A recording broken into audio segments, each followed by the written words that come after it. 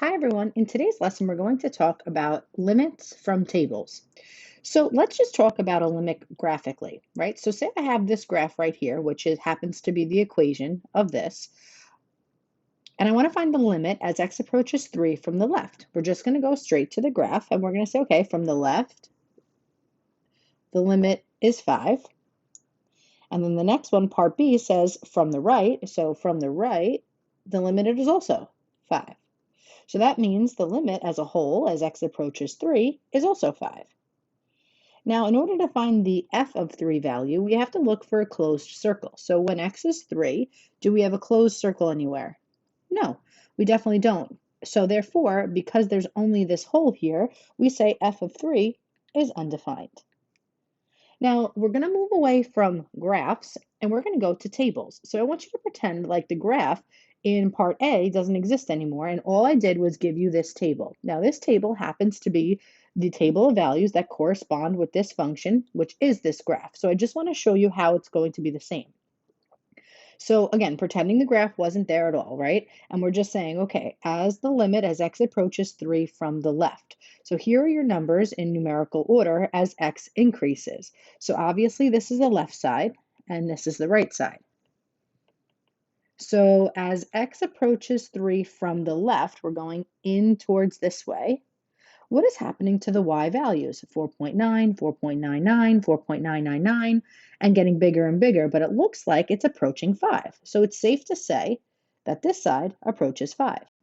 Now, before we can get into part B, I just realized that your table is not numerically correct. See how it's getting bigger and bigger to 3, and then it goes smaller and smaller and smaller? They need to be reversed. So if you want to fix this chart, basically this one has to be 3.001, then 3.001, 3.01, and then 3.1. So you pretty much have to just switch all of them so they're in the right order. So then this one's going to be your 5.0001, 5.001, 5.01, and 5.1.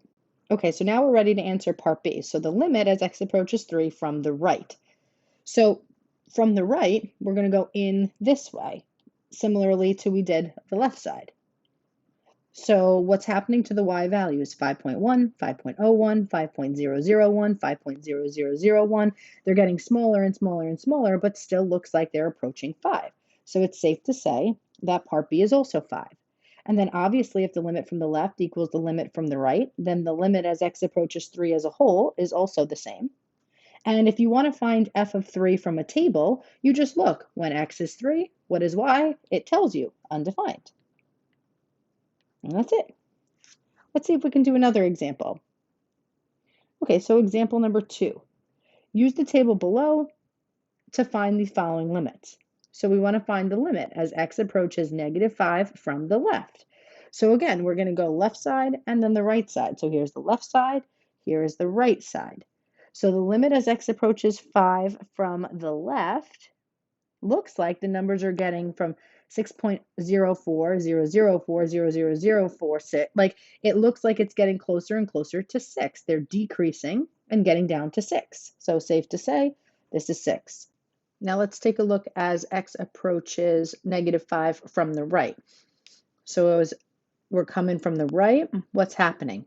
We start at 4, then 3.01, 3.0001. So it looks like we're decreasing down and approaching 3.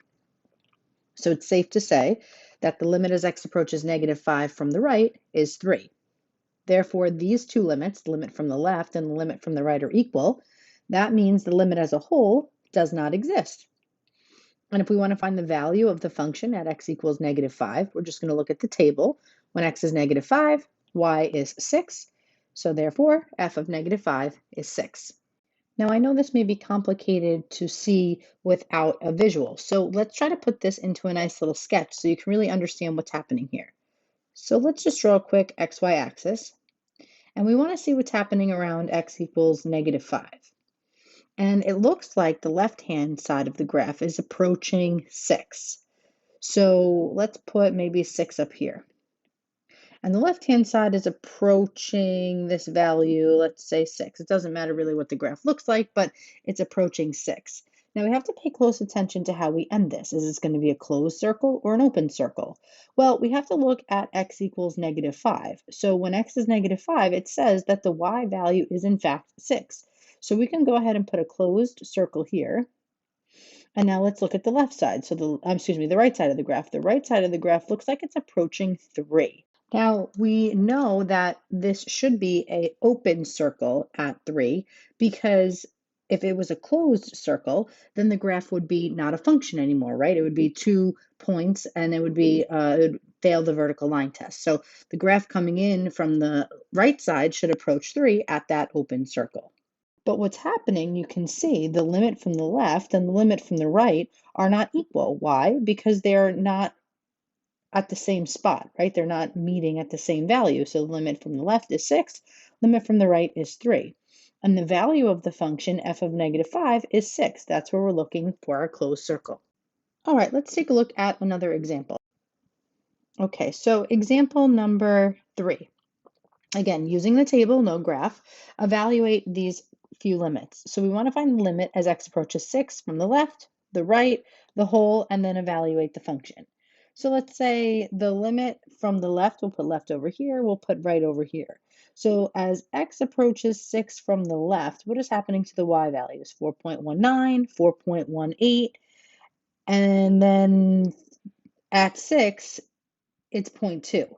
So really, it kind of looks like as I'm getting closer and closer to 6, 5.99 is really, really close to 6. So I would say about 4.18 is what it's approaching. Now, these are estimates. It doesn't have to be exact because we really don't know exactly what it is. 4.18 would be acceptable. Okay, so now from the right side of the table, what's happening as x approaches 6? Well, it looks like it's kind of the same thing, 4.2, 4.19, and 4.18. So it's approaching the left and the right at 4.18, and the limit as x approaches 6 is simply 4.18 if the limit from the left is equal to the limit from the right. And then what's happening at 6? Well, you just have to look. At 6, it's 0.2. So again, if we wanted to graph a sketch of this, we were approaching for x equals 6 from the left and the right. And we see that from the left, it's 4.18. So I'm going to go down here-ish, right? And I'm going to put an open circle. You'll see why in a minute. And then same thing from the right. It doesn't matter what the graph looks like, but it's still approaching that 4.18. So the limit from the left and the limit from the right are approaching 4.18. The reason why I didn't put a closed circle here is because at x equals 6, we're at 0.2. So that's somewhere down here. So that 0.2 means that's where there's a closed circle in the graph. So the limit from the left, limit from the right is 4.18, but that value of the function is 0.2 at x equals 6. Okay, let's take a look at example number 4. So the table below represents all the values of f of x. Use the table to find the limit as x approaches -2 from the left. So let's see here. Here's the left side of the graph. Here's the right side of the graph. We just want to approach -2 from the left. So what's happening? We're going from -20 to -100 to -500.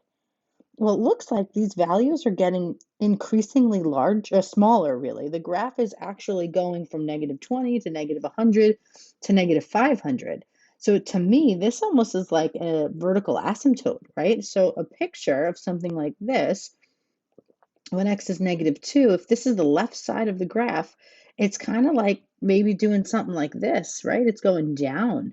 And maybe it has an asymptote, right? Because at -2.05, 2.01, it's getting really, really, really, really small. So I would say this limit does not exist. Oh, excuse me, not does not exist. This limit approaches -infinity. Right down here, we're going as far down as possible.